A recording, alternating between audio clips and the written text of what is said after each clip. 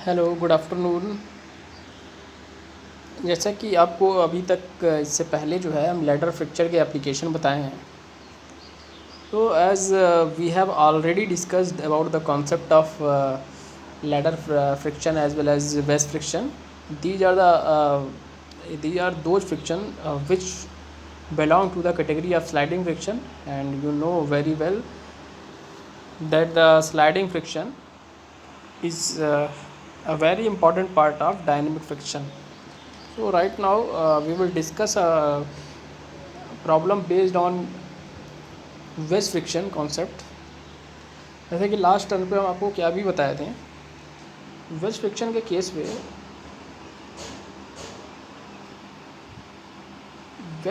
के केस में आपको मैंने बताया कि या तो एक वेज जो है या तो एक ट्रायंगुलर शेप हो सकता है, ठीक, या तो ट्रायंगुलर शेप हो सकता है ट्रायंगल के शेप में, या ट्रेपोजॉइडल में होता है, ठीक है, ट्रेपोजॉइडल में होता है। उसके बाद हम आपको वेज और बॉडी दोनों का अलग अलग एफबीडी समझाया था,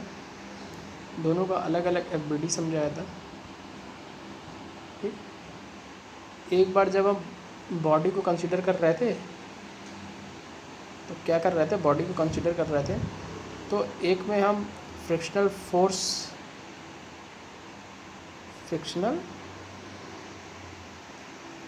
फोर्स उसकी डायरेक्शन जो है डिटरमिन कर रहे थे। तो बॉडी में जो है, बॉडी और वॉल के बीच में फ्रिक्शन फोर्स एक्ट कर रहा था, और एक बॉडी एंड वेज के बीच में फ्रिक्शन फोर्स एक्ट कर रहा था, ठीक है। और जहाँ कांटेक्ट था वहाँ पे एक नॉर्मल रिएक्शन लग रहा था। तो एक न्यूमेरिकल से पहले हम ये बताना चाहेंगे कि जो कांटेक्ट सरफेसेस पे हम डायरेक्ट रिएक्शन फोर्स जो है वो नहीं लिख रहे थे, जैसे कि नॉर्मली हम लिखते आए थे। कांटेक्ट सरफेसेस पे हम डायरेक्टली रिएक्शन फोर्स नहीं लिख रहे थे, ठीक है। क्या लिख रहे थे वीडियो में वो देखते हैं एक बार, फिर सब समझा देते हैं, फिर आगे बढ़ते हैं भाई। तो क्या है कि जब कांटेक्ट सरफेस पे क्या होता है, अगर मान लो बॉडी की बात करते हैं तो एक नॉर्मल रिएक्शन लगता है, ठीक है, एक नॉर्मल रिएक्शन फोर्स लगता है इस तरीके से।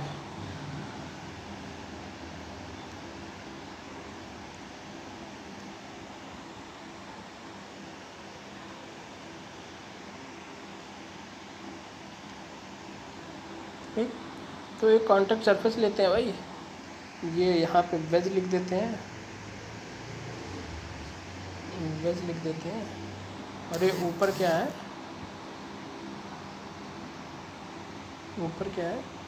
ये क्या है, बॉडी है, ठीक है, बॉडी है, ठीक, वेज है और क्या है, बॉडी। एसिड क्लियर, वेज है और क्या है, बॉडी है, ठीक है।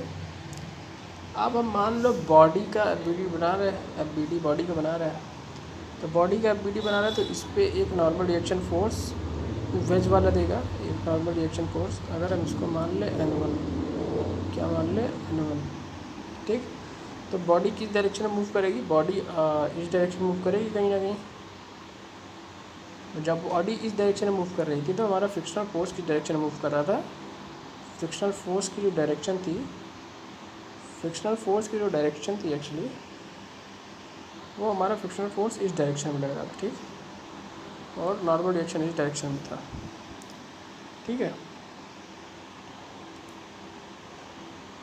तो इस केस में अगर हम रिजल्टेंट फोर्स की हम बात करें तो रिजल्टेंट फोर्स हमारा कहीं ना कहीं ये कहीं होगा R1। तो यहाँ पे एक R1 फोर्स इस तरीके से यहाँ पे कांटेक्ट सरफेसेस पे लग रहा था, ठीक है, R1 फोर्स, ठीक। और इसका एंगल कितना था, फाई, तो यहाँ पे हम क्या करते हैं, रिजल्टेंट फोर्स को हमेशा कांटेक्ट सरफेस पे ले रहे थे। क्या कर रहे थे, रिजल्टेंट फोर्स को कांटेक्ट सरफेस पे ले रहे थे, ये रिजल्टेंट फोर्स हम लेते थे, फिर यहाँ पे एक एंगल क्या बनाते थे, फाई बनाते थे, ठीक। एंगल फाई बनाते थे, ये हमारा नॉर्मल रिएक्शन हुआ करता था, और यहाँ पे एक फ्रिक्शनल फोर्स लगता था, फ्रिक्शनल फोर्स। तो चूँकि फ्रिक्शनल फोर्स जो है हम डायरेक्ट क्या करते थे, फ्रिक्शनल फोर्स और नॉर्मल रिएक्शन दोनों मिल के एक रिजल्टेंट रिएक्टिव फोर्स देता था, ठीक है। तो रिजल्टेंट रिएक्टिव फोर्स हम कंसीडर करते थे कॉन्टैक्ट सरफेस पे, और यही चीज़ यहाँ पे हम क्या करेंगे, हमेशा कंसीडर करेंगे, रिजल्टेंट रिएक्टिव फोर्स। केवल रिएक्शन फोर्स कहना सही नहीं है, ठीक। तो अभी हम एक न्यूमेरिकल देखते हैं, इसी का एक न्यूमेरिकल देखते हैं हम। I think concept is very clear to you all. Now we will see the numerical related to wedge friction. I think this is the numerical section. What does the numerical say? Numerical is given over here.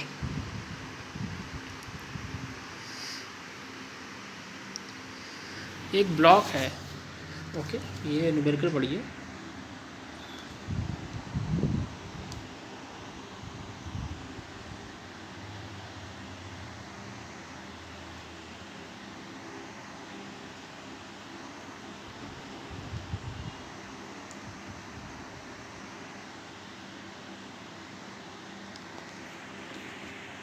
एक कोई block है, कितने Newton का, 1500 Newton का है।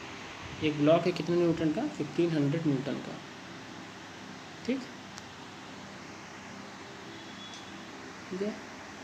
और ये कहाँ पे है, कहाँ पे रखा हुआ है, इसको एक सपोर्ट दिया गया है 10 डिग्री वेज का, 10 डिग्री वेज का। मतलब हमारे पास दो वैल्यू पता चल गई, दो वैल्यू हमको पता चल गई। एक क्या, जो बॉडी का वेट है, बॉडी का weight, weight of the body कह सकते हो, वेट ऑफ द बॉडी। तो weight of the body W is given over ये, कितना है, 1500 न्यूटन, ठीक, 1500 न्यूटन। तो सबसे पहले हम गिवन डेटा ही तो लिखते हैं, 1500 न्यूटन वेट दिया हुआ है, और वेज का जो इंक्लिनेशन एंगल दिया है, वेज का इंक्लिनेशन एंगल दिया है, वेज का इंक्लिनेशन एंगल कुछ दिया हुआ है, वो दिया हुआ है 10 डिग्री, ठीक है। दो वैल्यू हमारे को अभी तक समझ में है। हॉरिजॉन्टल फ्लोर पे रखा है, और वर्टिकल वाल पे इसको सपोर्ट दिया गया है। उसके बाद जो है वेज पे जब हम फोर्स लगा रहे हैं, जब वेज पे हम फोर्स लगा रहे हैं, तो एक्चुअली क्या हो रहा है, वेज पे फोर्स लगाने से क्या हो रहा है, ये बॉडी जो है ऊपर के डायरेक्शन में मूव कर रही है, मोशन इधर हो रहा है, तो फोर्स हमारा यहाँ लग रहा है, ठीक है। अब ये कह रहा है कि coefficient of friction in between the surfaces 0.3, तो म्यू की वैल्यू दिया हुआ है ये 0.3, ठीक है। कॉन्टैक्ट सरफेसेस के बीच में friction of coefficient of friction दिया है 0.3। उसके बाद कैलकुलेट क्या करना है, minimum horizontal force required to raise the block.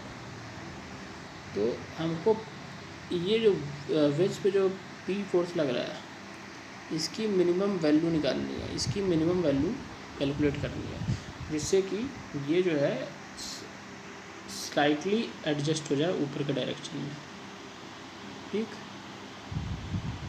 Slightly adjust हो जाए ऊपर के डायरेक्शन में। स्लाइटली एडजस्ट कौन होगा, ये ब्लॉक। कैसे, इस मिनिमम अमाउंट ऑफ फोर्स से, तो वही मिनिमम वैल्यू हमको कैलकुलेट करनी है, ठीक है। डायग्राम क्लियर है, इस डायग्राम में आप देख सकते हैं, ये R2 दिख रहा है, ये R1 दिख रहा है, और ये जो एंगल है, ये एंगल ऑफ फ्रिक्शन है, यही चीज़ हम बता रहे थे। ये फाई एंगल क्या है, जिस पे आर लग रहा है, R1 R2, ये केवल रिएक्शन फोर्स नहीं है, ये रिजल्टेंट रिएक्टिव फोर्स है। रिजल्टेंट रिएक्टिव फोर्स मतलब फ्रिक्शन और नॉर्मल रिएक्शन फोर्स का रिजल्टेंट, ठीक है। यहाँ पे अब फिगर ए में देखते हैं। फिगर ए कौन सा है? I think this is the figure A, ठीक है। फिगर ए में देखते हैं हम। Figure A I think free body diagram body के लिए है, इसका सेल्फ वेट है, जबकि वेज का सेल्फ वेट क्या है? 0 न्यूटन है, ये पहले ही बता चुके हैं, ठीक है। इसका सेल्फ वेट क्या है? 1500 न्यूटन, ठीक। तो फिगर ए के लिए हम देखते हैं भाई,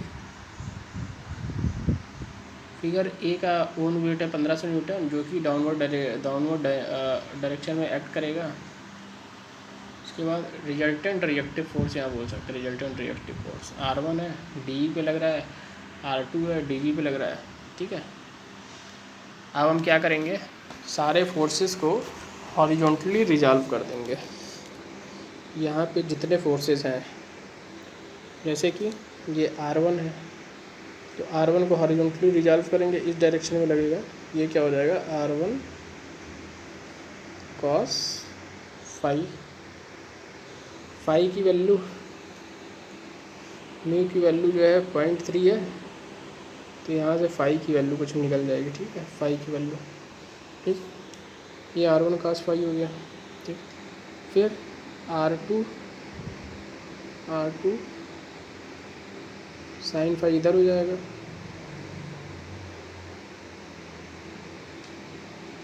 ठीक है।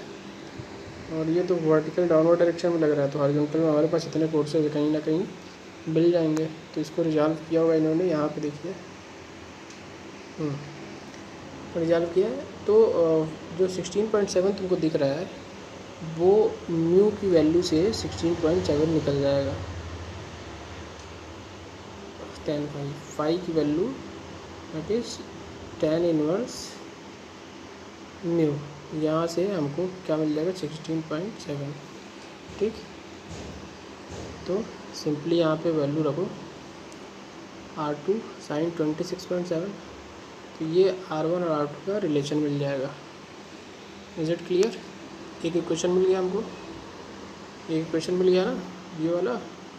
अब हम क्या करेंगे, फोर्सेस को वर्टिकली रिजॉल्व करेंगे। फोर्सेस को क्या करेंगे? वर्टिकली रिजॉल्व करेंगे। वर्टिकली रिजॉल्व करने में आपको बहुत क्लियर है यहाँ पे। वर्टिकली में एक तो 1500 न्यूटन का फोर्स है डाउनवर्ड डायरेक्शन में, ठीक है। तो माइनस साइन के साथ लगा लेना इसको, और R1 साइन फाई नीचे लगेगा, और R2 साइन फाई ऊपर लगेगा। अब इसका अलजेब्रिक सम ले लो और 0 के बराबर कर दो हॉरिजॉन्टली, या देख लो कि वर्टिकल कंपोनेंट क्या क्या है।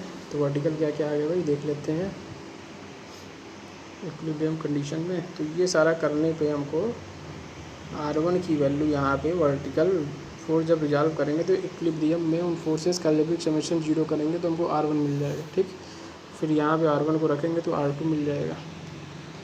तो हमारे पास R1 की वैल्यू 927.3 आ गई, और R2 की वैल्यू 1977 न्यूटन आ गई। तो 927 और 1977, तो R1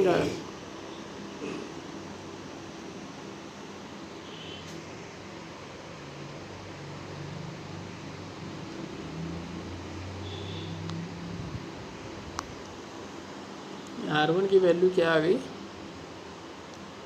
927, और R2 की वैल्यू 1977।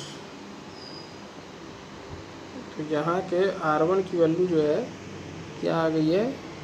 927 न्यूटन, और R2 की वैल्यू क्या आ गई? 1977 न्यूटन। तो आपको दिख रहा होगा कि ये जो वॉल रिएक्शन दे रहा है, reactive reaction, resultant reactive force, वो कम है और इसकी वैल्यू ज़्यादा है। तो इस पर लोड भी तो यहाँ पे ज़्यादा है, उस हिसाब से रिएक्शन फोर्स भी ज़्यादा लगेगा, ठीक। आई थिंक क्लियर है। तो हम R1 R2 निकाल लिए। अब हमको अभी R1 R2 तक ही थोड़ी ना, अभी हमको मिनिमम फोर्स की वैल्यू भी निकालनी है। तो मिनिमम फोर्स हम मान लिए P है, ठीक है। R2 की वैल्यू ये है, और R3 जो लग रहा है वो कहाँ लग रहा है? R3 बॉडी और वेज के बीच में लग रहा है, ठीक है। अभी तो हम रिजल्टेंट रिएक्टिव फोर्स जो है वो कौन सा कैलकुलेट किए हैं। रिजल्टेंट रिएक्टिव फोर्स अगर हम बात करें तो अभी हम कैलकुलेट किए हैं बिटवीन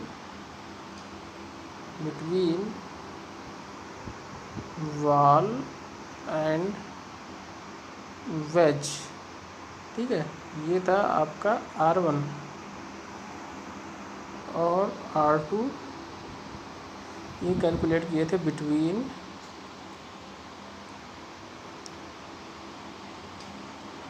सॉरी ये बॉडी कर लो, ये बॉडी है, ठीक है, वेज एंड ग्राउंड फ्लोर, ठीक है। अभी एक रिएक्टिव रिजल्टेंट फोर्स निकालना बचा हुआ है, मतलब वो किसके बीच में, वो किसके बीच में भाई, बॉडी एंड वेज, ठीक है। इसको कह देते हैं R3,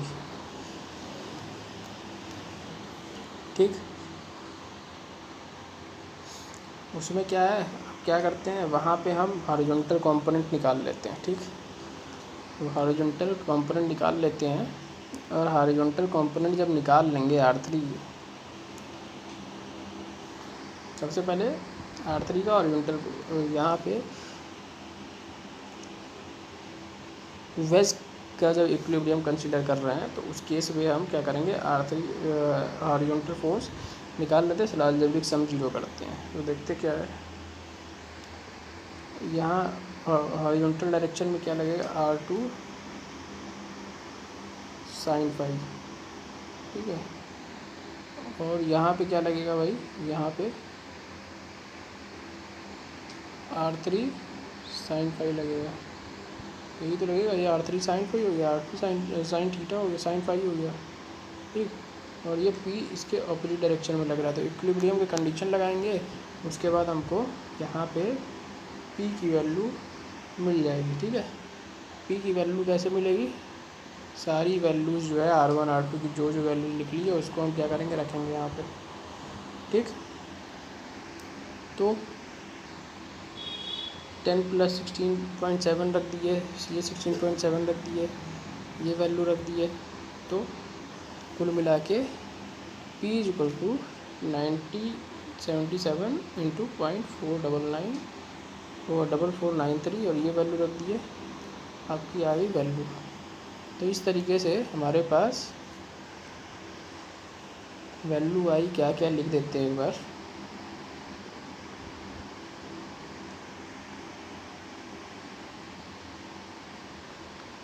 R1 की वैल्यू आ गई 927.3, R1 की वैल्यू हमारे पास आ गई 927, ऐसे लिख लो, ठीक है। R1 की वैल्यू ये है, ठीक है। और R2 की वैल्यू क्या आ गई, 1977 न्यूटन, ठीक। और आपकी P मिनिमम की जो वैल्यू आई है, P मिनिमम की वैल्यू 4 P मिनिमम ये आई है 1418.3 न्यूटन, ठीक है। P मिनिमम आई है इस तरीके से, ओके। और R1 क्या आ गया 927 न्यूटन, R2 क्या आ गया 1977। इस तरीके से ये वेज का क्वेश्चन एक सॉल्व हो गया। आई थिंक इस वेज के क्वेश्चन में थोड़ा बहुत तो आपको न्यूमेरिकल क्लियर होगा, बाकी क्या है कि practice make man perfect, so do the hard work and practice many type of questions. Definitely you will solve various type of questions on competitive levels, okay. If any query is arising in your mind, then just put in the comment box. I will try to resolve the problem on the behalf of my level best. So finally I want to say you thank you very much for watching this video.